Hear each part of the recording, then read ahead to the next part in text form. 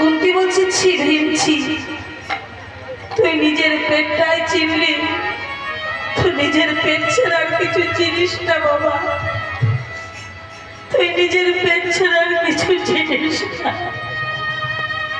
ছি ভীম ছি। এতে আমার সাথে ভীম বলছে, মাগো তুমি আমায় পেটের খোঁটা দিবে, আমিও তোমায় কথা দিচ্ছি মা, আজ তুমি আমাকে যা বলবে আমি তাই করে দেখাবো।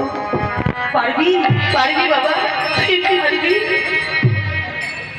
মায়েরা নিজের সন্তানটা থাকতেও কুন্তি কৃষ্ণ কৃষ্ণ বলে কাঁদছে। ভীমকে জড়িয়ে ধরে বলছে, ভীম তুই পারবি? বলো মা কি করতে হবে বলো। তুই একবার আমার কৃষ্ণকে এনে দিতে পারবি? তুই একবার কৃষ্ণকে এনে দে, একবার এনে দে বাবা, একবার এনে দে।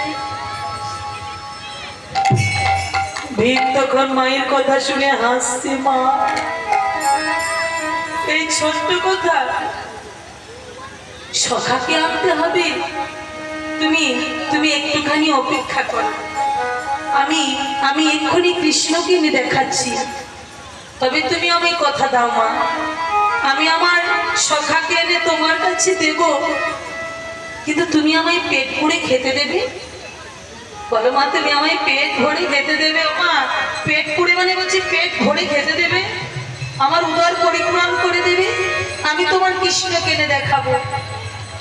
কুন্তি বলছে, ভীম রে তুই আমায় কৃষ্ণকে এনে দে না, তোর আমি উদর পরিপূরণ করে দেব, তোকে আমি পেট পুড়ে খেতে দেব বাবা, তুই এনে দে।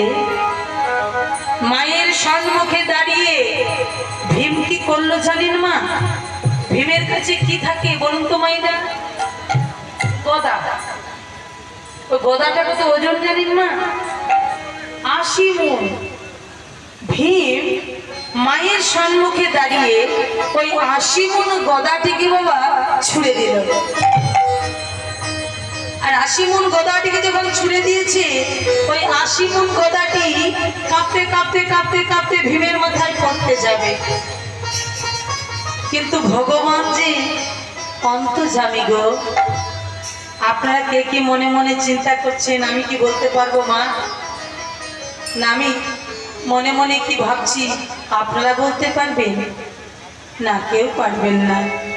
কিন্তু ভগবান অন্তর্যামী, সে সবার মনের কথা জানে। ভগবান মনে মনে চিন্তা করলো, বাড়ি যদি 80 মণ গদাটা মাথায় পড়ে যায় তাহলে যে ভীম মারা যাবে। সত্যভামা রুক্মিণীকে বলছে, সত্যভামা আমার চরণ দুটো ছাড়ো, রুক্মিণী আমার চরণ দুটো ছেড়ে দাও, আমাকে এক্ষুনি যেতে হবে। সত্যভামা বলল, গোবিন্দ হে, বহুদিন পরে তোমার চরণ পেয়েছি জীবন পদ সেবা করবো বলে, কিন্তু আমরা সেবা দাসী হয়ে সেবা করতে পারি না, আর আজ পেয়েছি তোমায় ছেড়ে দেব? বলো তো গোবিন্দ, যদি কেউ কাউকে ভালোবাসে তারই যদি একবার ধরতে পায় তারই কি ছেড়ে দেবে? ও মায়েরা দেবে বলো? না। ভগবান মনে মনে চিন্তা করছে, এরা তোমায় ছাড়বে না, আর আমাকে যে যেতে হবে, কারণ ভীম ওই 80 মণ গদাটা যদি পড়ে যায় হ্যাঁ মাথার ওপর, তাহলে তো ভীম মারা যাবে।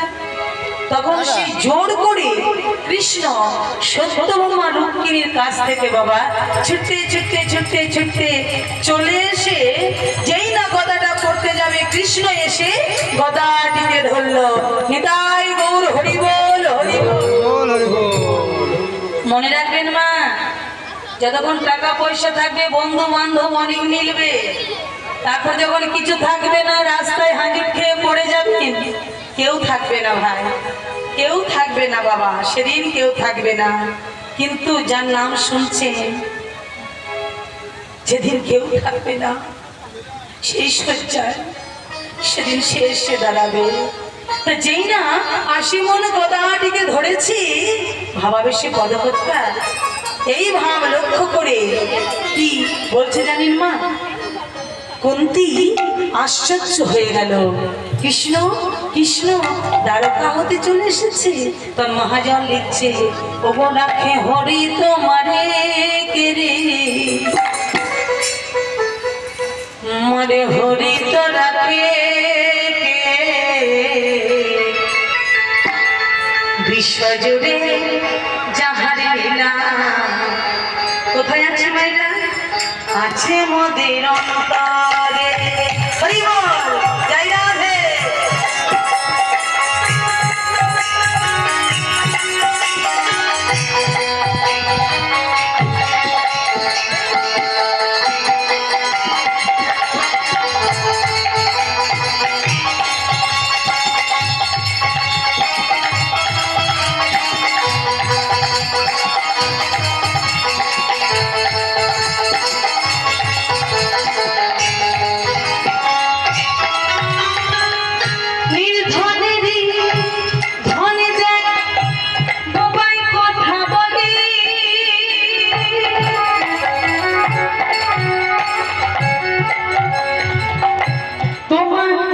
আমার লীলা জগতের জীব বলে,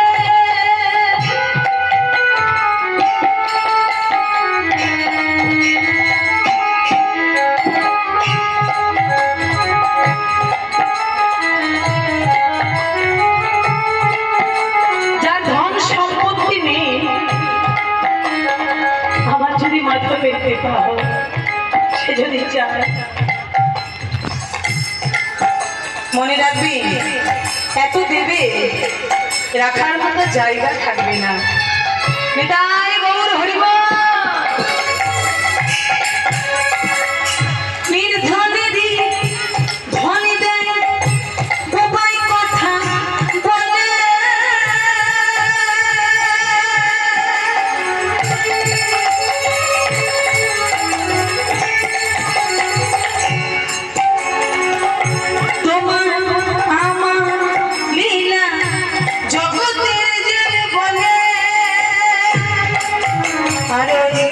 আসবে যত বাধা বিঘ্ন, আসবে যত ঝড়, কেউ তোমার করিতে পারবে না দয়া। হরি হরি বল। আসবে যত বাধা বিঘ্ন, আসবে যত ঝড়, কেউ তোমার করতে পারবে না আমার থেকে পার। আরে আসবে যত বাধা বিঘ্ন, আসবে যত ঝড়, কেউ তোমার করতে পারবে না দয়া। কাছে থেকে আসবে যত বাধা বিঘ্ন, আসবে যত ঝড়, কেউ তোমার করতে পারবে না আমার থেকে পার। সেই রাতে হরি তোমারে কেড়ে, মারে হরি তো রাতে বিশ্বজুড়ে যাহার লীলা আছে মোদের অন্তরে। হরি তোমারে কেড়ে, বিশ্বজুড়ে যাহার লীলা আছে মোদের অন্তরে। হরি তোমারে কেড়ে, মারে হরি তো রাখে কেড়ে, বিশ্বজুড়ে যাহার লীলা আছে মোদের অন্তরে। হরি যাকে রাখে বাবা, তাদের মারার মতো ক্ষমতা কারো না। ভগবান